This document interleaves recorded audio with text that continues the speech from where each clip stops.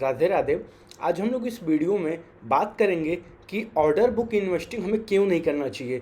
हमें कभी भी ये नहीं देखना चाहिए कि कंपनी को कितना ऑर्डर मिला है, फिर हम उसके बेसिस पे अपना इन्वेस्टमेंट डिसीजन कभी भी, आपको अपॉर्चुनिटी कितना भी अच्छा क्यों ना लगे किसी भी कंपनी में, लेकिन ये गलती आप लोग कभी भी मत करिएगा कि इस कंपनी के पास इतना फलाना ऑर्डर है, इतना ये करने वाला है। आप उसके बेस पे कभी भी डिसीजन वगैरह मत लीजिएगा। यहाँ पे बेस्ट एग्जांपल है अभी जस्ट तेजस नेटवर्क लिमिटेड। अगर आप लोग इसका नंबर देखोगे तो फिर इस बार का इनका Q2 FY26 का 90% से इनका year on year revenue down है। अगर आप लोग कोई भी नया बंदा आता है या फिर कोई पुराना भी होता है ना, तो मोस्टली क्या देखता है, ये देखता है कि सबसे पहले एक तरीके से यहाँ पे ग्रोथ रेट देख लेगा कि भाई चलो इतना ग्रोथ रेट हो रहा है, 100% से कंपनी ग्रो कर रही है। लेकिन कभी वे नहीं देखेगा जाके कि उसका बिजनेस मॉडल क्या है, उसको समझ में भी आ रहा है उसका धंधा या फिर नहीं आ रहा है। अगर आप लोग बिजनेस मॉडल नहीं समझोगे तो फिर आप हमेशा लास्ट में एंट्री लोगे, और जो भी आपसे एक तरीके से स्मार्ट इन्वेस्टर होगा ना, आपको अपना माल वे चेप के चला जाएगा। ये जाहिर सी बात है।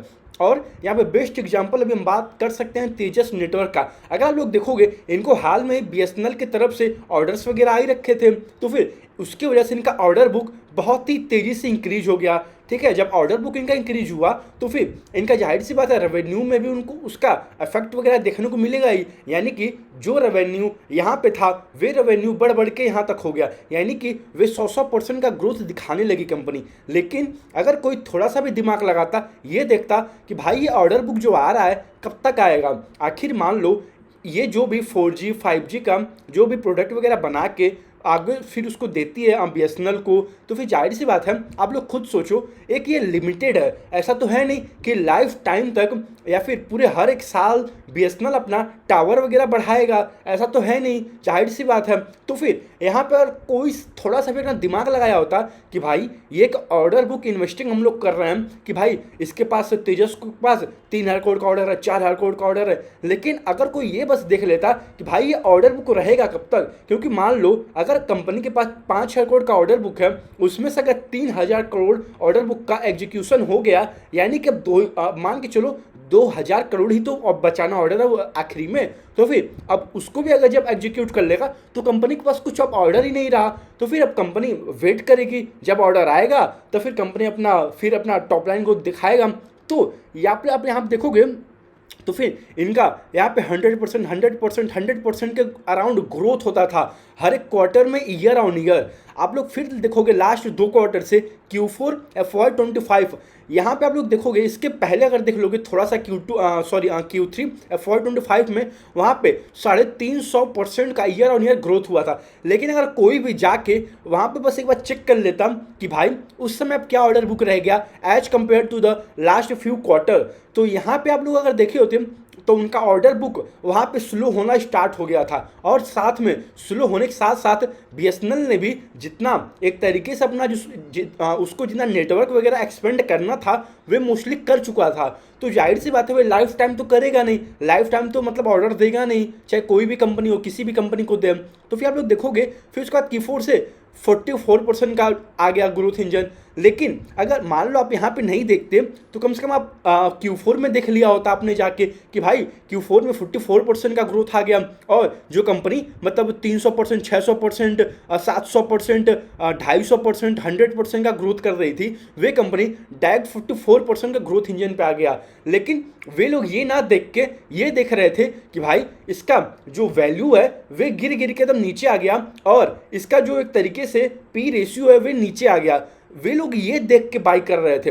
तो वही बात है, अब आप लोग भुगतोगे भी वही सेम चीज़ है। मेरे पास 3-4 मैसेज आ रखे हैं कि सर तेजस नेटवर्क का Q2 का नंबर आया हुआ है, मतलब 90% उनका रेवेन्यू डाउन है। मैं आप लोग को खुद यहाँ पे दिखा देता हूँ, ये रहा, आप लोग खुद देख सकते हैं इनका Q2 FY26 में ओवरऑल रेवेन्यू 262 करोड़ का ही रह गया, और इनका एक तरीके से जितना रेवेन्यू है उससे ज़्यादा इन लोग का लॉस हुआ है 307 करोड़ का।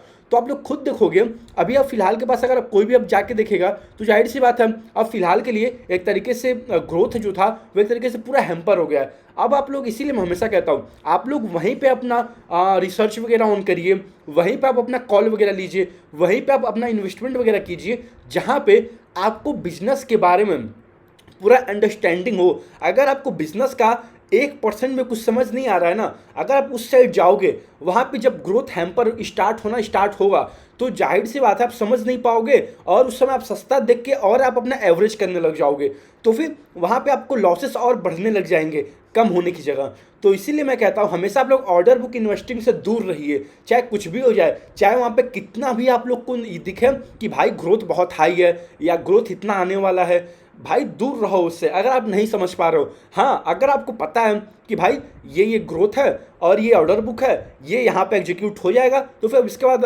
नहीं रहेगा ऑर्डर। अगर आप पूरा ये बात समझ रहे हो, आपको पूरा पता है कि कब इसमें जाना है, या फिर मतलब कोई सा भी कंपनी हो गया एग्जाम्पल के लिए, कब उसमें जाना है, कब उससे निकलना है, अगर ये आप चीज़ अच्छे से जानते हो, तो फिर आप मतलब आराम से आप अपने हिसाब से डिसीजन वगैरह ले सकते हैं। लेकिन अगर आपको मतलब आप नए नए बंदे हो, अगर आपको कुछ भी नहीं पता है, उनका बिजनेस मॉडल भी आपको नहीं पता है, तो फिर आप क्यों जा रहे हो वहाँ पे मरने। जरूरी थोड़ी ना कि भाई बस यहीं पे एक रह गया है, और भी हजारों 6,000 कंपनी है टोटल एनएससी और बीएससी पर लिस्टेड। तो फिर आप वहाँ पे देखो कि भाई कहाँ पे मुझे बिजनेस समझ में आता है। आप हमेशा ट्राई करो कॉन कॉल पढ़ने का, पीपीटी पढ़ने का। अगर आप इनका कॉन कॉल भी अगर आपने पढ़ा होता ना लास्ट कुछ क्वार्टर के यहाँ पे, तो फिर आपको तभी भी समझ आ गया होता। कंपनी हमेशा बता रही थी कि ऑर्डर बुक अब स्लो हो रहा है, और साथ में अब एक तरीके से गाइडेंस वगैरह कुछ नहीं देती है कंपनी।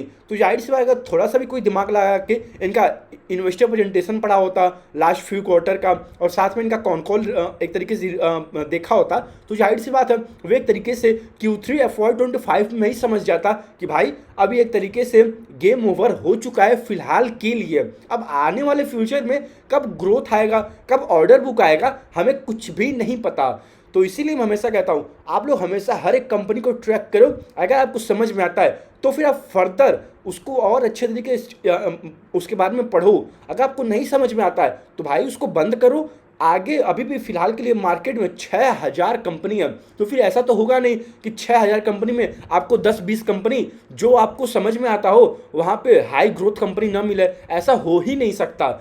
तो इसीलिए मैं हमेशा कहता हूँ कंपनी ट्रैक करिए, ऑर्डर बुक से दूर रहिए, और हमेशा हर एक कंपनी का con call PPT read out करिए, देखिए, बिजनेस समझिए। बिना आप लोग बिजनेस समझे, बिना उनका धंधा समझे, आप लोग कभी भी राइट डिसीजन नहीं ले पाओगे। क्योंकि हर एक कंपनी के पीछे मान के चलो एक बिजनेस होता है जो बिजनेस को रन कर रहा है, और एक तरीके से वे बिजनेस हमेशा एक तरीके से डे टू डे लाइफ में भी आप लोग एक तरीके से महसूस कर सकते हो, देख सकते हो, समझ सकते हो। तो भी आप लोग एक तरीके से वहाँ पे आगे अपना फर्दर रिसर्च ऑन करिए। अगर आपको नहीं समझ आ रहा है कि क्या है बिजनेस, यहाँ पे क्या बस ऑर्डर बुक आप लोग किए जा रहे हो, कहीं भी सोशल मीडिया पे देख लिया, तो फिर वहाँ से दूर रहिए, मैं आपको हमेशा कह रहा हूँ।